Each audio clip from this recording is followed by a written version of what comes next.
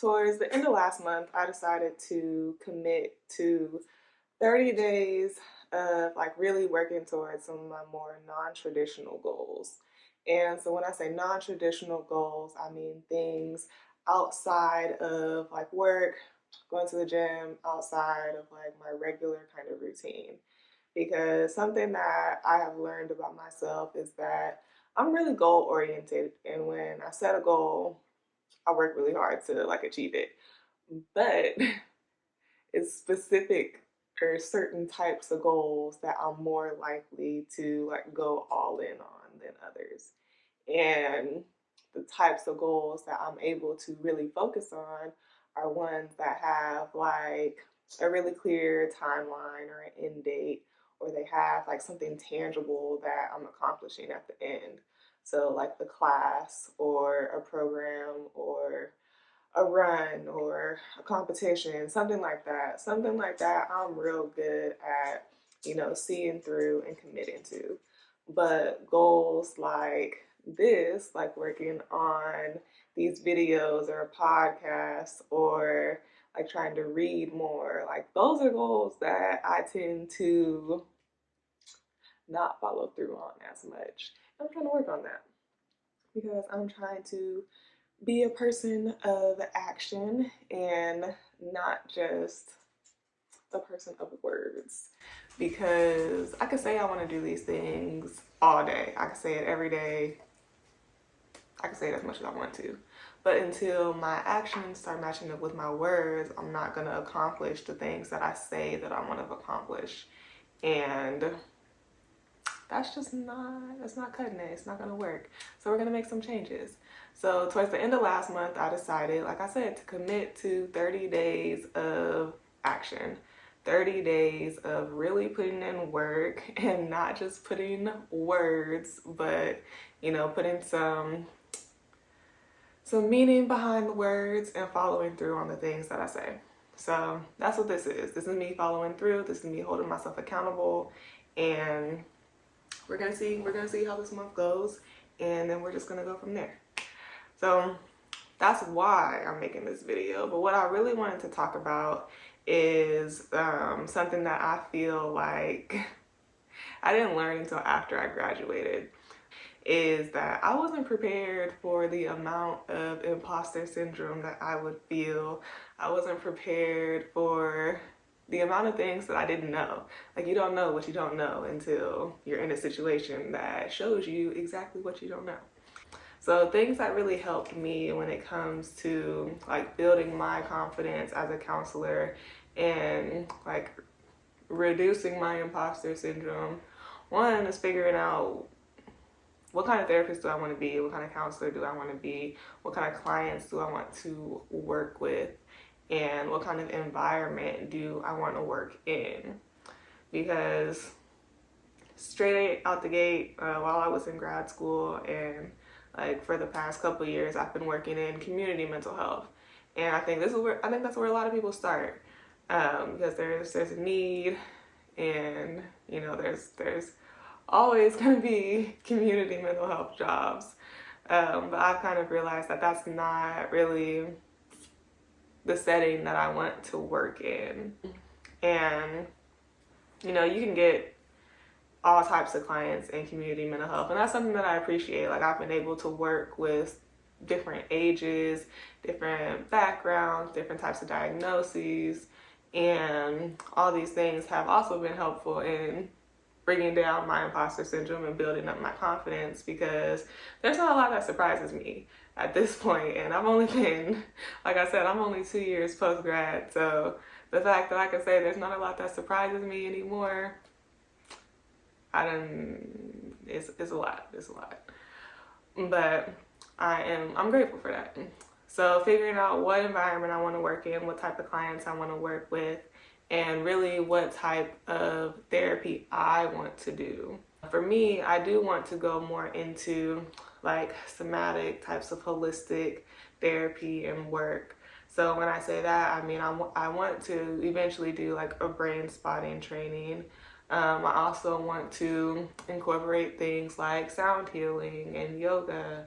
and really look at the whole person. And my goal is to transition from being more CBT and DBT focused, which is what I was originally trained in, and be more of a bottom-up approach kind of person and kind of therapist. So that is my long-term goal. So something that's helpful in doing that is also doing trainings. But I recognize trainings are expensive, and it's helpful if you have a job that will reimburse you for those things. So that goes back to the type of environment that you work in. But something that I've heard other counselors say is that finding your niche or your specialty also helps with imposter syndrome. So finding the thing that you really want to focus on and become an expert in, and just going all in for that helps reduce the imposter syndrome, because instead of treating all the things or working with clients who have just a wide range of challenges, you're kind of focusing in on a few things or one thing. And I think that's helpful for some people, because it can be kind of overwhelming when you're working with clients who might have like anxiety or depression or PTSD or BPD or bipolar disorder, or like social anxiety or OCD, and you're working with clients who have all these different challenges. I think it can be overwhelming sometimes to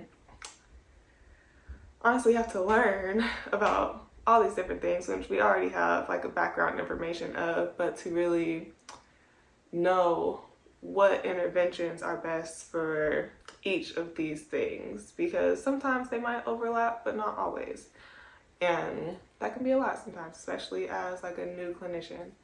So what do you want your specialty to be? What environment do you want to work in? What type of client do you want to work with? And what modality do you really want to use and become an expert in? Figuring out all those things are helpful in bringing down the imposter syndrome and really building up your confidence. And I think it takes time. It takes time to figure all those things out. It takes time to really find your footing and what direction you want to go in. And that's okay. Like, nobody becomes an expert in anything overnight. And even when you look at people who are at the top of their field, it took them a minute to get there. I'm sure it probably took them a minute to figure out that that's even what they wanted to do. And that's okay, because at the end of the day, we have time. It's not a race. You're already on the road that you want to be on. There might just be some turns that you have to take to get to where you're trying to get to. And that's okay. That's a part of it too.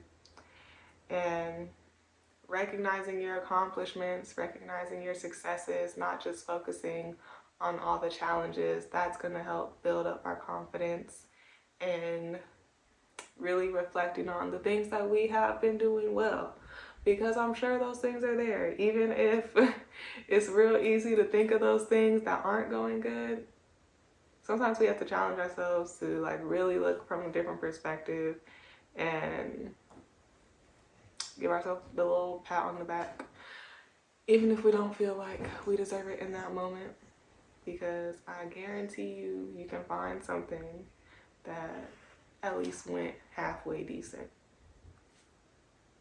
and at the start. So all of these different things go into, how we can kind of combat that feeling of imposter syndrome and how we can build up our confidence. And that's honestly something that I'm still working on, something that I'm doing here with doing these videos. And I think the more that we kind of practice these things, the more time that we put into it, the more confident we feel, the more that we build up our skill set, and the better we get, the better we become, and we just keep growing. And who doesn't want that? So that's really all that I had today and all that I wanted to spend time on. So if you found this helpful, hopefully you did, like this video, give it a little thumbs up. And if there's other things that you want to spend time on, like what are things that you wish you knew when you got into this field? Like what are things that you wish you knew when you got into this field? What are questions that you have if you're still in school or if you're a new counselor? Like what are things that you don't know yet? What are questions that you have? And let's answer those questions so we can all grow, so we can improve this field, improve the profession, and so we can just keep lifting each other up, because I think that is part of the goal too, to bring everybody up to whatever level they're trying to get to. So leave your questions in the comments, and if there's other videos that you want to see, leave that in the comments too. And until next time, I'll talk to y'all later.